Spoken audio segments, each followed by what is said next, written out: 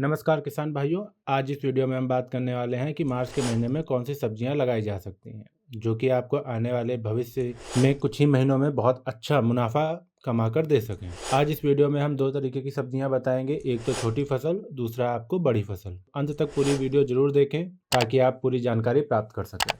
और दूसरी बात, इस महीने में जो भी मार्च के महीने में फसल लगाई जाती है वो लगभग 6 महीने से 7 महीने तक आपको हार्वेस्टिंग दे के आप लगातार उनसे बहुत अच्छा पैसा कमा सकते हैं। किसान भाई, इस वीडियो में आज हम जो फसलें आपको बताने वाले हैं उनको अगर आप लगाते हैं तो आप लगातार 6 से 8 महीने तक इन फसलों से हार्वेस्टिंग लेके मार्केट से बहुत अच्छा पैसा कमा सकते हैं। तो नमस्कार किसान भाइयों, आप सबका स्वागत है हमारे किसान वाला जंक्शन यूट्यूब चैनल में। अगर अभी तक आपने हमारे चैनल को लाइव और सब्सक्राइब नहीं किया हुआ है तो लाइव और सब्सक्राइब कर दीजिए, साथ में ही दूसरे किसान भाइयों से ज्यादा शेयर करिए ताकि वो लोग भी इस वीडियो को देखकर और चैनल के माध्यम से लाभ उठा सकें। किसान भाइयों, सबसे पहले बात करते हैं लंबे समय की फसलों के बारे में कि वो कौन कौन सी हैं और कौन सी फसलें आप मार्च में लगा सकते हैं। इसके बाद में हम बात करेंगे छोटी फसलें आप कौन कौन सी आप लगा सकते हैं जो 25 से 30 दिन बाद आपको मुनाफा दे सकें। तो किसान भाइयों, सबसे पहले हम बात करते हैं कि आप मार्च के महीने में जब अपने खेतों में सब्जी फसल लगाने जा रहे हैं तो उन सब्जी फसलों से अगर लंबे समय तक के लिए आप हार्वेस्टिंग चाहते हैं तो उसके लिए आपको सबसे पहले अपने खेत को तैयार करना पड़ेगा। तो सबसे पहले आपको अपने खेतों में बहुत सारा कंपोस्ट खाद डालना पड़ेगा, मतलब सड़ी गली खाद जो होती है वो डालना होगा या वर्मी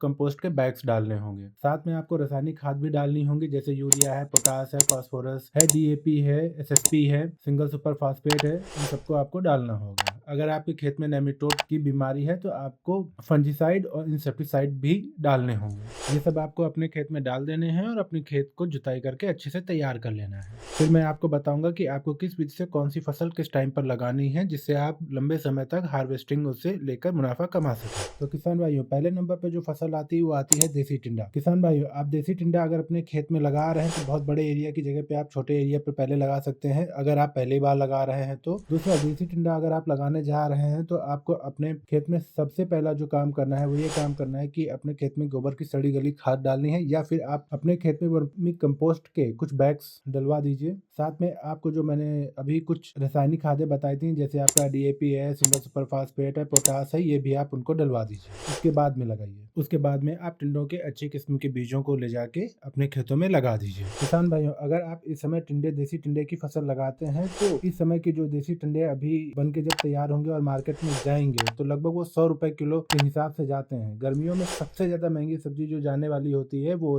देसी टिंडे। तो आपको देसी टिंडे जरूर अपने खेतों में लगाने चाहिए। किसान भाइयों, मार्च के महीने में जो दूसरी फसल आप लगा सकते हैं वो होती है करेला। करेला एक बेल फसल है जिसको आप लगाना चाहते हैं तो उसके लिए आपको अपने खेतों में एक बाड़ा बना के उसके ऊपर इसकी बेल को छा देनी होती है जिससे आप बहुत अच्छा उत्पादन ले सकते हैं। किसान भाइयों, अगर आप करेले की बिजाई करना चाह रहे हैं तो आप 10 मार्च से पहले पहले अपने करेले की बिजाई कर दीजिए। करेले की बिजाई करने के लिए आपको मेड़ बनाकर बिजाई करनी होती है तो आपको एक मेड़ से दूसरे मेड़ के बीच की दूरी लगभग 3 फीट की रखनी है। किसान भाइयों, आपको एक मेड़ पर जो है करेले की पौधे लगा देने हैं, दूसरी मेड़ पर आपको इंटरक्रॉपिंग करनी होती है जिसमें आप प्याज लगा सकते हो। अगर आपकी प्याज की नर्सरी तैयार है तो आप उस पर प्याज लगा दीजिए। किसान भाइयों, करेले की जो डिमांड होती है वो पूरे साल हमेशा बनी रहती है तो आप अपने खेतों में करेले भी लगा सकते हैं। दूसरी बात कि करेला एक ऐसी सब्जी होती है जो आप छोटी और बड़ी दोनों तरीके की मंडियों में बहुत आराम से बेच सकते हैं, तो आपको करेला भी जरूर लगाना चाहिए। किसान भाइयों, इसके बाद जो सब्जी फसल आती है वो आती है बैगन। बैगन एक ऐसी सब्जी फसल है जो 12 मास आपके मार्केट में उपलब्ध रहती है और इसका हमेशा रेट आपको अच्छा मिलता है, तो इस समय आपको बैगन की भी पौधे जरूर लगाने चाहिए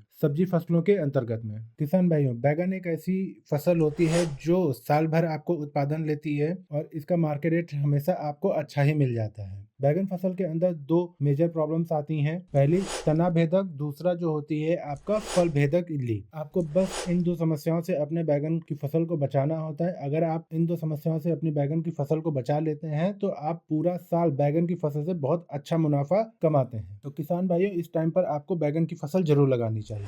किसान भाइयों, अब जो फसल आती है वो आती है भिंडी की फसल। तो हमने आपको पहले भी वीडियो में बताया था, जनवरी की भी वीडियो में बताया था, फरवरी की भी वीडियो में बताया था कि आप लोगों को भिंडी लगानी चाहिए, वो आगे चल के मौसम में बहुत अच्छा मुनाफा आपको कमा के देगी। तो अगर आप मार्च में भिंडी की फसल लगाते हैं तो आपको उतना अच्छा तो रेट नहीं मिलेगा क्योंकि जनवरी और फरवरी की वजह से मार्केट में भिंडी का उत्पादन बहुत ज्यादा पहुंच चुका होगा, लेकिन ये ज्यादा दिन के लिए नहीं होगा। मार्च की जो फसल होगी वो आप आगे आने वाले समय में जल्द ही पहुंचाएंगे और एक अच्छा मुनाफा कमा सकते हैं। हैं। तो मेरे हिसाब से आपको भिंडी भी लगानी चाहिए। दूसरा, जो जनवरी और फरवरी में भिंडी के पौधे लगाए जाते हैं वो उतना अच्छा ग्रोथ नहीं कर पाते हैं मौसम की वजह से। जो आप मार्च में भिंडी के पौधे लगाएंगे वो बहुत अच्छा ग्रो करेंगे, उनके पौधे की पत्तियां बहुत चौड़ी होंगी और पौधे बहुत हष्ट-पुष्ट होंगे, जिसकी वजह से आप भिंडी का बहुत अच्छा उत्पादन प्राप्त कर लेंगे। और जून और जुलाई में भिंडी का रेट फिर से ऊपर की ओर जाता है, तो आपको इस समय पे भिंडी की फसल जरूर लगानी चाहिए ताकि आप जून और जुलाई में भिंडी की फसल से बहुत अच्छा मुनाफा कमा सकें। किसान भाइयों, इसके बाद में जो फसल आती है वो आती है खीरा। तो खीरे की फसल को भी जमीन पर ही लगाना है ताकि आगे चल के जो गर्म हवाएं चलेंगी गर्मियों में, उससे हमारी बेल की फसल को कोई भी नुकसान ना पहुंचे। साथ में जब हम उसमें सिंचाई करेंगे तो बेल की फसल होने की वजह से जमीन पर होगी, तो उसकी वजह से हमारे खेत में नमी काफी लंबे समय तक रहेगी। तो किसान भाइयों, आपको खीरे की फसल लगानी है जमीन पे, और आपको क्या करना है, आपको मेड़ बनाकर अपनी फसल लगानी है। मेड़ की दूरी जो है आपको 3 से 4 फीट की ही रखनी है। किसान भाइयों, आपको एक मेड़ पे जो है खीरा लगाना है। दूसरा, मैं आपको इंटरक्रॉपिंग बता रहा हूँ, आप दूसरी मेड़ पर मिर्ची की फसल लगा दीजिए, मिर्ची के पौधे लगा दीजिए, जिससे आप बहुत अच्छा खीरे का उत्पादन और मिर्ची का उत्पादन दोनों एक खेत से ही प्राप्त कर लेंगे। तो किसान भाइयों, आप लोगों को खीरे की भी फसल लगानी चाहिए क्योंकि गर्मियों के दिनों में खीरे की मांग बहुत ज्यादा होती है और उससे आपको बहुत अच्छे रेट मार्केट से मिल रहे होते हैं खीरे के। किसान भाइयों, इसके बाद में जो फसल आती है वो आती है हरे मिर्च की फसल। मिर्ची एक ऐसी सब्जी है जिसके रेट हमेशा अप डाउन होते रहते हैं, साथ में इसकी मांग जो है ना हमेशा पूरे साल बनी रहती है मार्केट में। किसान भाइयों, आपको मिर्ची की फसल भी मार्च में लगानी चाहिए। किसान भाइयों, इसके बाद में जो फसल आती है वो आती है ग्वारफली की फसल। ग्वारफली एक ऐसी फसल होती है जिसमें लागत ज्यादा नहीं आती है, बस उसका आप बहुत अच्छा उत्पादन प्राप्त करने के लिए आपको अपने खेत में उर्वरक शक्ति बढ़ानी पड़ती है। उसके लिए आप कंपोस्ट खाद डाल सकते हैं, कुछ रासायनिक खादें भी डाल सकते हैं, और ग्वारफली की फसल में बीमारियां भी बहुत कम लगती हैं, जिससे आप अच्छा मुनाफा कमा सकते हैं। इसके मार्केट भाव आपको बहुत अच्छे मिलते हैं। किसान भाइयों, इसके बाद जो फसल आती है वो आती है टमाटर की फसल। किसान भाइयों, आपको इस समय पे टमाटर की फसल जरूर लगानी चाहिए क्योंकि टमाटर की फसल का जो रेट होता है हमेशा बदलता रहता है। आपने पिछले साल देखा था कि टमाटर की फसल ने क्या कमाल किया था। तो किसान भाइयों, आपको टमाटर की फसल भी इस समय लगानी चाहिए। किसान भाइयों, इसके बाद में जो फसल आती है वो आती है लौकी की फसल। तो लौकी की फसल को लगाने के लिए आपको अपने खेत में बहुत चौड़ी मेड़े निकालनी होती हैं और उन चौड़ी मेड़ों के बीच में आपको देसी खाद भर देनी होती है। एक मेड़ जो होती है उसकी चौड़ाई लगभग आपको 8 से 10 फीट की रखनी होती है। उसके बीच में आपको लौकी की फसल जो होती है, लौकी के पेड़ होते हैं, वो लगा देने होते हैं क्योंकि लौकी की